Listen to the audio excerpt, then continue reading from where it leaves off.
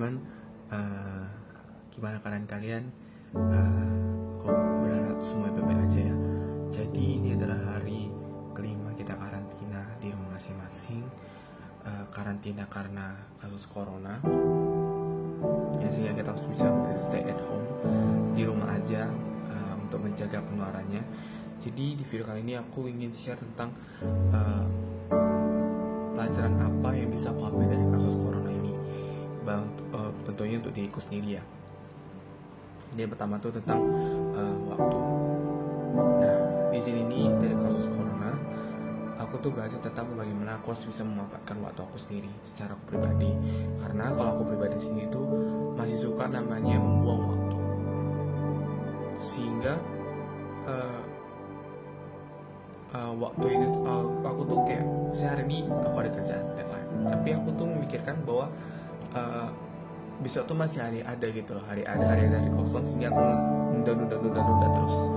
Jadi Tuhan pun memberikan pelajaran yang luar biasanya, itu terlalu banyak waktu luang sehingga menyebabkan aku bosan, dan aku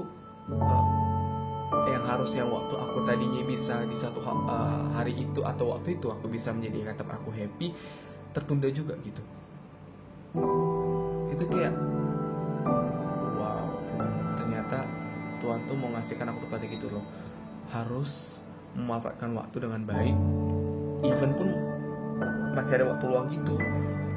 Jadi itu kayak nggak menyebabkan seperti sekarang nih, aku terlalu banyak waktu, bosan, nggak tahu mau ngapain. Aku udah siapkan satu, tapi masih ada, oh my god, aku hari ini mau ngapain ya, aku hari ini mau ngapain. Itu tuh dari kemarin aku hari ini kayak udah nonton film ini lagi, terus kayak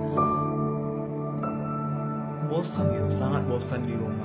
Aku percaya kalian pasti juga sangat bosan di rumah. Kalian tuh juga pengen keluar sana kemari, ingin melakukan aktivitas seperti biasa, tapi nggak bisa gitu kan karena ada kasus corona ini.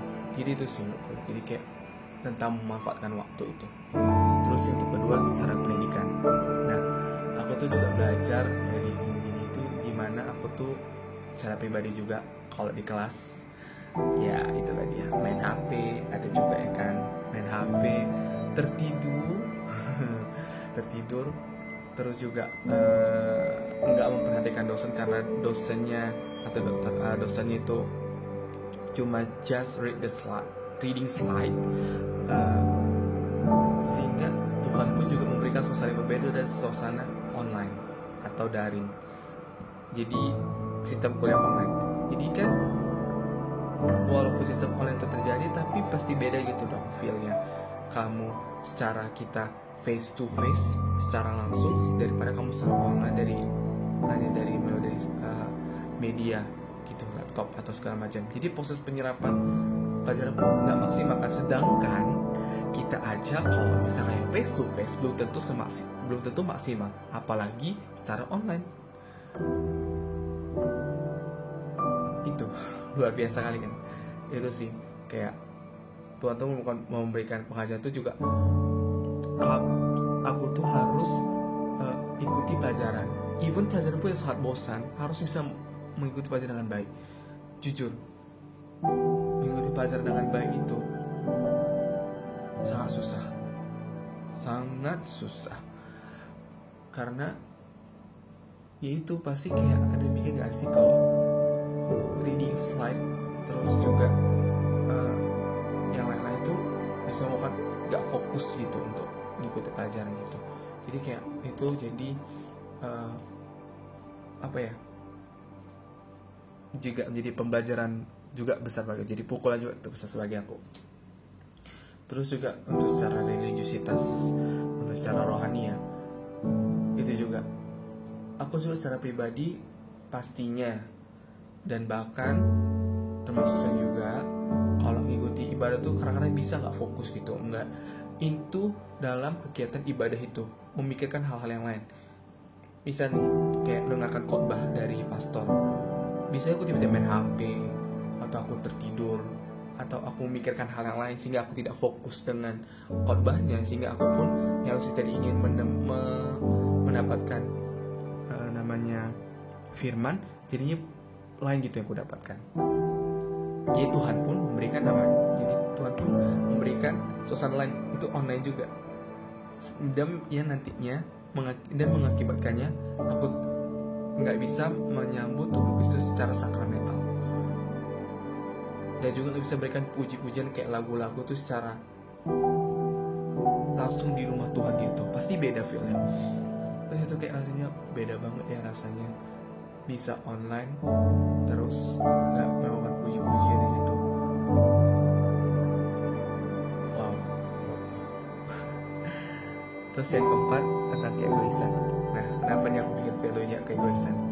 As we know, kita lihat dari kasus corona dari dari seluruh dunia, yang paling banyak itu ada terjadinya dalam kampanye itu adalah panic buying atau belanja terlalu yang kayak over gitu. Itu menyebabkan jadinya kayak orang-orang yang orang-orang lini terdepan atau orang yang dalam kasus corona ini itu tuh jadinya yang mereka tuh kehilangan gitu loh kebutuhan mereka sendiri. Itu menandakan kayak betapa egoisnya kita sebagai manusia memikirkan hal sendiri, padahal kita sebenarnya masih bisa selamat, masih bisa tercover. Sedangkan orang yang kayak lini terdepan itu aja, dia loh yang jadinya yang paling pertama kena hit, paling pertama yang bakal kalau ada apa-apa dia bakal langsung die for sure, die for soon. Dan kita yang mendapatkan perlindungan itu yang paling banyak, malah mereka gitu. Kayak wow, di situ tuh melihatkan bahwa keegoisan manusia itu sangat nyata, sangat besar. Itu sih kayak di situ aku baca tentang keegoisan itu tuh. Itu masih satu contoh aja. Ada beberapa contoh lagi kita ketahui dari kasus corona ini yang keegoisannya sangat terasa begitu ada gitu. Terus juga tentang kepedulian. Nah ini juga kita bisa lihat teman-teman, kita sudah diperingatkan oleh pemerintah, oleh government untuk stay at home. Dan apa yang terjadi? Masih banyak orang di luar sana yang berfotoria, bahkan pergi ke tempat wisata dan memanfaatkan situasi menjadikan hiburan. Ngerti gak sih maksudnya tujuan kenapa kita stay at home gitu? Kenapa kita gak boleh kemana-mana?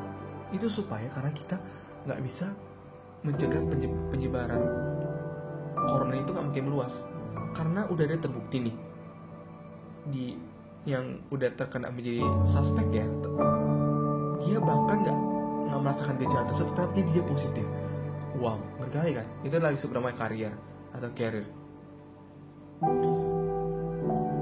Itu loh, makanya kayak gara-gara kita nggak kepul kita sama sesama kita, penyebaran itu makin luas.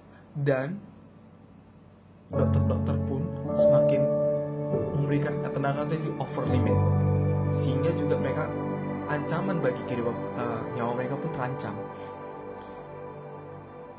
Dan ancaman dari nyawa mereka juga itu menyebabkan ada yang beberapa meninggal dan lagi kebahagiaan keluarga mereka hancur.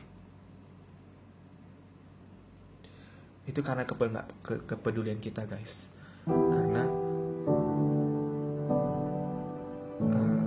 kita hanya mementingkan kepentingan kita diri sendiri dan kebahagiaan orang lain pun yang jadi hancur gara-gara kita. Terus ini sih yang paling penting menurutku tentang pasien yang terkena, yang udah positif, dia menjadi bahan hoax. This is truly evil. Why? Karena di sini dia udah ketimpa dengan dua beban gitu. Pertama, dia sudah menjadi suspek, dia sudah menjadi positif. Tentu dia harus memikirkan bagaimana itu supaya tidak panik. Dia harus makan obat. Dia harus juga memikirkan stres sana sini. Dia juga pasti masa badannya nggak enak dengan segala yang apa yang di dalam tubuh dia ini. Terus dia juga pasti dia berpikir bahwa nyawa dia itu dikorbankan oleh nyawa orang lain. Keselamatan dia mengorbankan keselamatan orang lain. Itu stresnya itu besar. Maksudnya kayak stresnya itu sangat wow. Maksudnya kayak ngerti gak sih, kayak keselamatan kita tuh ada di tangan orang, sedangkan orang itu bisa aja mengorbankan nyawa dia untuk kita. Itu tuh kayak aku berasa kayak berdosa kali aku, maksudnya kayak berasa bersalah kali aku, kayak karena kebodohan aku, karena keegoisan aku tuh aku harus mengorbankan nyawa orang lain gitu loh. Wow. Ditambah lagi dia menjadi bahan hoax. Wow. Aku gak kebayang sih kalau aku jadi,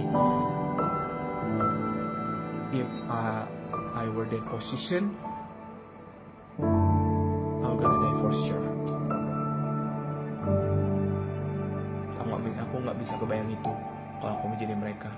Beban yang mereka alami itu tuh pasti berat, dan pasti mereka pikir lebih cepat aku meninggal aja daripada aku mengorbankan orang lain.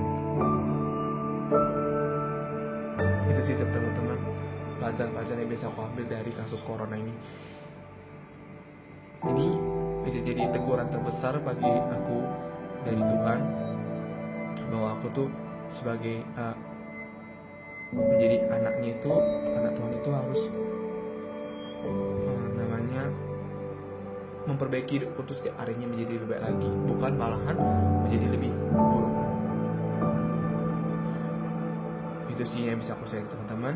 Jadi teman-teman kalau misalkannya punya saya pribadi, coba kita renungkan masing-masing apa yang bisa kita ambil dari teman-teman ini. Semoga kita dari pelajaran ini, dari kasus corona ini, kita bisa menjadi yang lebih baik lagi, dan bisa